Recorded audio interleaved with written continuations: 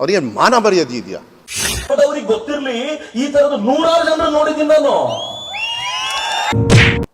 Y ಅಂತ ಕೇಳ್ತಾರೆ. Complaints ಬಂದಿದೆ, ಈಗ ಕಂಪ್ಲೇಂಟ್ಸ್ ಹೋಗ್ತಾ ಇದೆ ಅವ್ರ ಮೇಲೆ. ಫೈಟ್ ಮಾಡಿದ್ದೀವಿ. ಮೊನ್ನೆ ಮತ್ತೆ ಟ್ವೀಟ್ ಮಾಡಿದ್ದಾರೆ, ಮಾನ ಮರ್ಯಾದೆ ಇಲ್ಲ.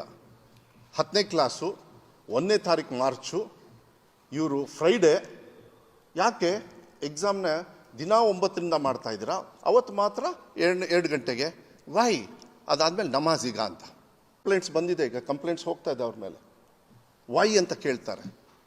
ಮಿತ್ರ, ನಿಮ್ಮ MLA ಮಂತ್ರಿ ಆಗಿರೋರು ಏನ್ ಕಡಿಮೆ ಇಲ್ಲ. ನಾನೊಂದು ಘಟನೆ ನಿಮ್ಗೆ ಹೇಳ್ತೀನಿ ಏನ್ ನಡೀತು ಅಂತ. ಇತ್ತೀಚೆಗೆ ಒಂದು ಟ್ವಿಟರ್ ನಲ್ಲಿ ಒಂದು ಕ್ವೆಶ್ಚನ್ ಕೇಳಿದ್ದೆ, ನಾನು ಅವರಿಗೆ ಪ್ರಶ್ನೆ ಕೇಳಿದ್ದೆ. ಧೈರ್ಯವಾಗಿ ಪ್ರಶ್ನಿಸಿ. ಪ್ರಶ್ನೆ ಏನ್ ಗೊತ್ತಾ? SSLC ನವರಿಗೆ ಪ್ರಿಪರೇಟರಿ ಎಕ್ಸಾಮ್, ಸರಿನೋ ಸುಳ್ಳೋ ನೀವು ವೋಟ್ ಹಾಕ್ದವ್ರು ಹೇಳಿ ನನಗೆ. ಸೋಮವಾರ ಬೆಳಗ್ಗೆ 10 ಕಾಲಿಗೆ, ಮಂಗಳವಾರ ಬೆಳಗ್ಗೆ 10 ಕಾಲಿಗೆ, ಬುಧವಾರ ಬೆಳಗ್ಗೆ 10 ಕಾಲಿಗೆ, ಗುರುವಾರ ಬೆಳಗ್ಗೆ 10 ಕಾಲಿಗೆ, ಶನಿವಾರ ಬೆಳಗ್ಗೆ 10 ಕಾಲಿಗೆ, ಶುಕ್ರವಾರ ಮಾತ್ರ ಮಧ್ಯಾಹ್ನ 2:30. ಯಾಕ್ರಿ? ನಾನು ಹೇಳ್ತಿಲ್ಲ, ನೀವೇ ಹೇಳ್ತಿರೋದು. ವೋಟ್ ಹಾಕ್ದವ್ರೆ ಹೇಳ್ತಿರೋದು ನೀವು. ನಾವು ಇದೇ ಪ್ರಶ್ನೆ ಮಾಡಿದೆ. ಎಲ್ಲ ದಿನ ಬೆಳಗ್ಗೆ ಮಾಡಿ, ಶುಕ್ರವಾರ ಮಾತ್ರ ಮಧ್ಯಾಹ್ನ ಯಾಕಪ್ಪ? ಮೊದಲನೇ ಪ್ರಶ್ನೆ. ಎರಡನೇ ಪ್ರಶ್ನೆ, ನಮಾಜ್ ಮಾಡ್ಲಿಕ್ಕೆ ಟೈಮ್ ಕೊಟ್ಟಿದ್ದೀರಾ ಹೆಂಗೆ? ಈ ಪ್ರಶ್ನೆಗೆ 5 ಉತ್ತರ ಕೊಡಬೇಕು. ಹೌದು ಅಂತ ಹೇಳಬೇಕು, ಇಲ್ಲ ಇಲ್ಲ ಅಂತ ಹೇಳಬೇಕು.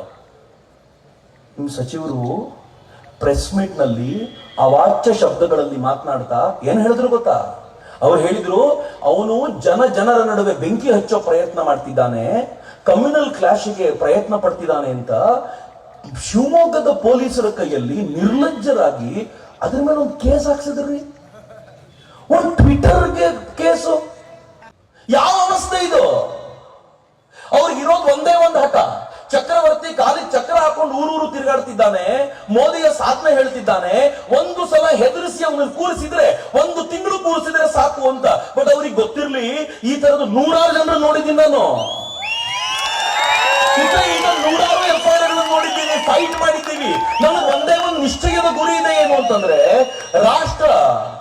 ಈ ರಾಷ್ಟ್ರವನ್ನ ಉನ್ನತಿಗೇರಿಸೋದು ಬಿಟ್ರೆ ಮತ್ತೇನೂ ಕನಸು ಕಾಣದ ಜನ ನಾವು. ಮನೆ, ಪರಿವಾರ, ಹೆಂಡತಿ, ಮಕ್ಕಳು, ಈ ಕನಸನ್ನು ಕಟ್ಕೊಂಡು ಕೂತವ್ರಲ್ಲ. ಅಪ್ಪನ ಹೆಸರು ಹೇಳ್ಕೊಂಡು ಬಂದವರಲ್ಲ ರೀ, ಸ್ವಂತವಾಗಿ ಕಟ್ಟದವ್ರು ನಾವು. ಅವ್ರಿಗೆ ಗೊತ್ತಿರಬೇಕಾಗಿರುವಂತ ಒಂದೇ ಒಂದು ಸಂಗತಿ ಏನು ಅಂತಂದ್ರೆ, ಪ್ರಶ್ನೆ ಕೇಳಿ ಅಂತ ಹೇಳೋದು ಸುಲಭ, ಕೇಳಿದ ಪ್ರಶ್ನೆಗೆ ಉತ್ತರ ಕೊಡ್ಲಿಕ್ಕಾಗದೆ ಪೊಲೀಸರನ್ನ ಮುಂದಿಟ್ಕೊಂಡು ಹೋರಾಡುವಂತ ಯಾವ ದೈನ್ಯ ಸ್ಥಿತಿ ರೀ ಇದು.